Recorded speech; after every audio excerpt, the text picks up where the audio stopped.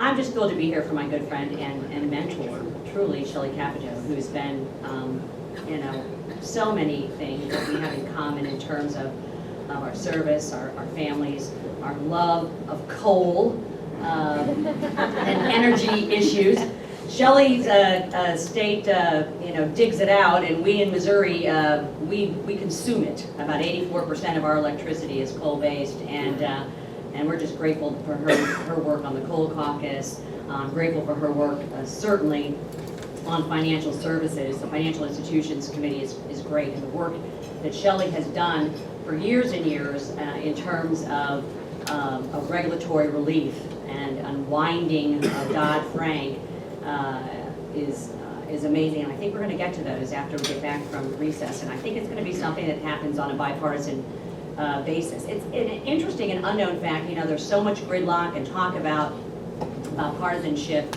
But honestly, there are 14 bills that we've marked up out of the Financial Services Committee, and 12 of them have had very strong bipartisan support. And it's a testament to Shelley and her leadership and how our team is really, in many ways, I think, working together. She's led the way on numerous hearings in this regard. She's going to leave a great void, but a great legacy on financial services. And I have to tell you, I'm going to miss her to pieces because we have, there are 33 Republicans on financial services, and sadly there are only 3 women. And Shelley's going to go on to be a United States Senator. Mrs. Wagner is going to retire, and you're looking at the last skirt left on our side of the aisle. So we've got to get Nan Hayworth back and some others back and make sure that we strengthen those numbers, because a lot of this has to do with messaging, and I think that women message so very well. We've got to take these issues, derivatives and swaps and covered bonds and Fannie and Freddie and GSE reform, all of these things. And we're always that party that goes to the floor or at the hearing with the pie charts and the graphs, instead of with the names and the faces of real people and merchants on the street, that this overregulation is such a burden for, and how it's really impacting their life. I've committed a good portion of the last 20 years of my life to supporting women in politics. Certainly, Project Grow that the NRCC is in really promoting right now is serious, and it's about a whole host of things. And I'm so tired of, I get on my rant here for just a second, of women being looked at as a coalition. We're not a coalition. We are a majority. We are 54% of the electorate.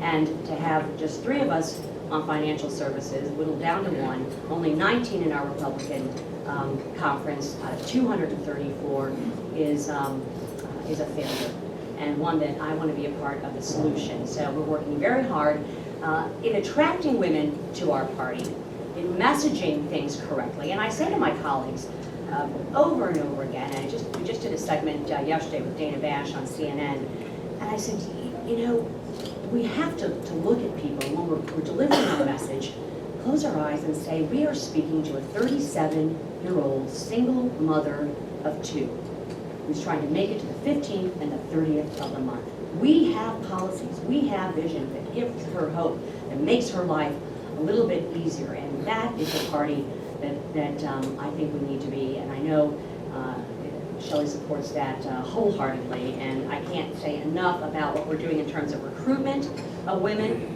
in many of these seats. The numbers that I think you're going to see as we move into 2014 in terms of keeping and growing our majority, and I hope not just reaching out to women as voters and as a majority, but also encouraging them to get involved in politics and elective service in a big way. I just can't say enough terrific things about Shelley. She's going to be our next United States Senator from West Virginia. She's, as I said, a friend and a mentor, and somebody who's just common sense conservatism that gets it done, and with great humor, with incredible class. And it's just a pleasure to introduce her here today. and soon to be our next United States Senator from West Virginia, Shelley.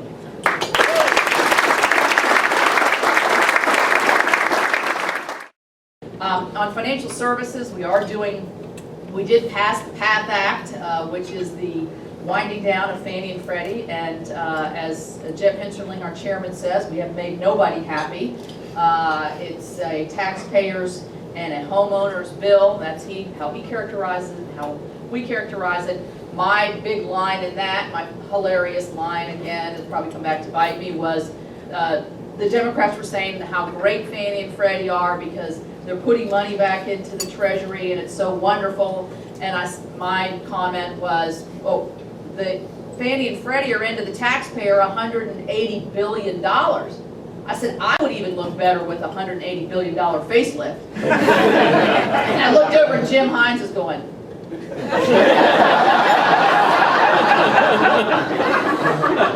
Okay, but in any event, it showed a great contrast to our philosophies, really, in terms of what role of government in these very complicated securitizing, and don't worry, I'm not going to get into the details of it, but it also did have a lot of regulatory relief in there, had FHA reform and other things, and it's an extremely important issue, but it has such a huge part of our economy, especially in these tenuous times, and we're trying to speed up out of a recession with a lot of stops and starts. So you'll see that bill hopefully move to the floor. It'll probably change quite a bit before it gets to the floor, but we're going to keep working on it. We are going to go to regulatory relief. Our community banks, regional banks, credit unions, and other financial institutions are really feeling the weight of Dodd-Frank, and we're only halfway there.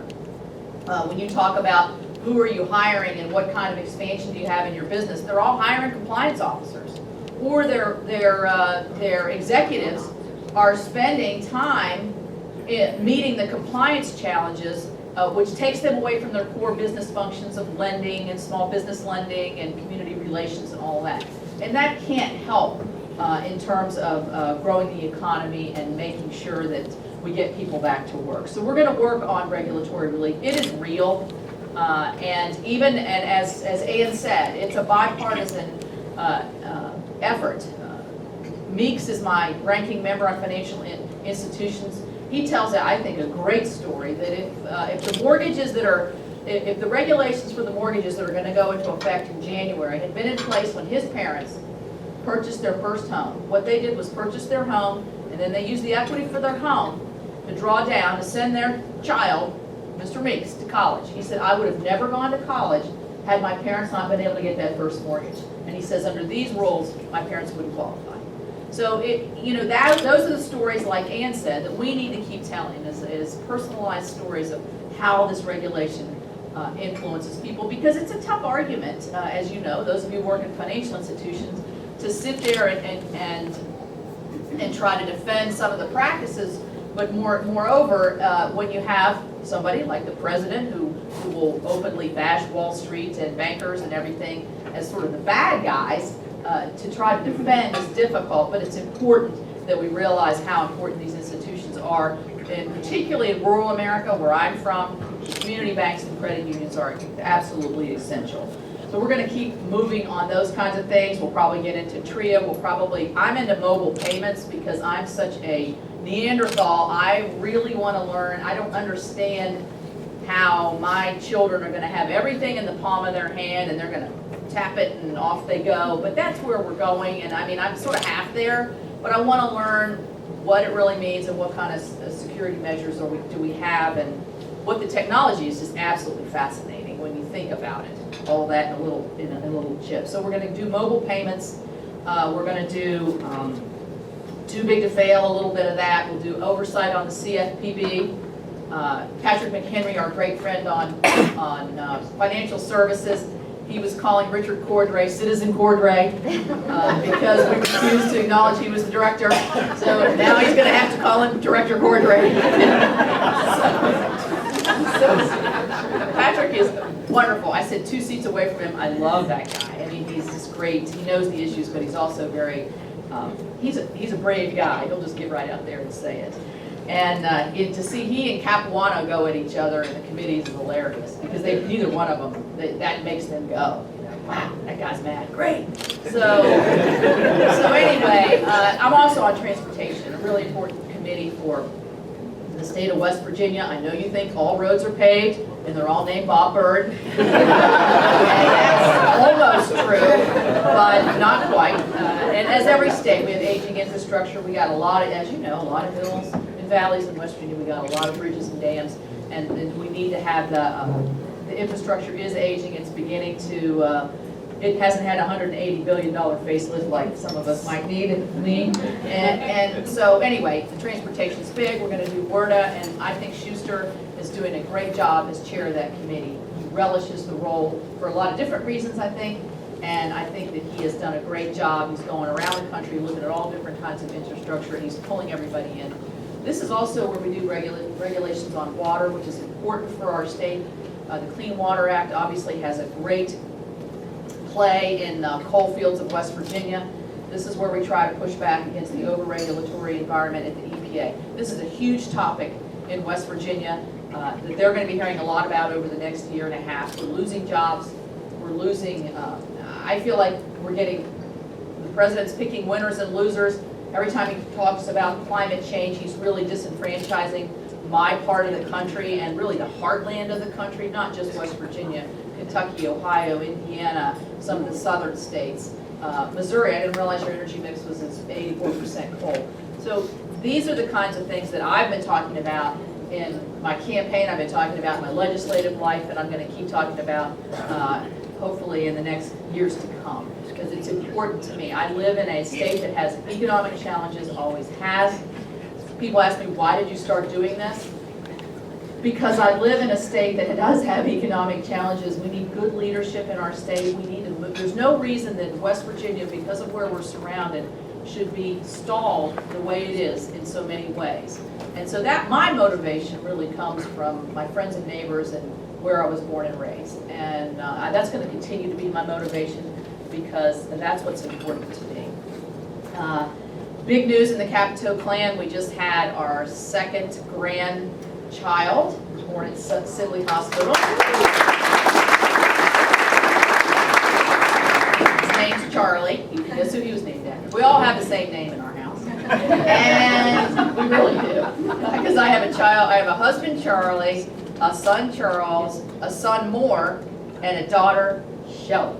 And my mother is Shelley as well. But anyway, and my little Shelley, who's not so little, is just announced that she's engaged. Well, he called us, don't worry. And so we have a wedding, and I said, okay, that's great, honey. I'm really happy. This is going to be really fun. We're going to have a great time.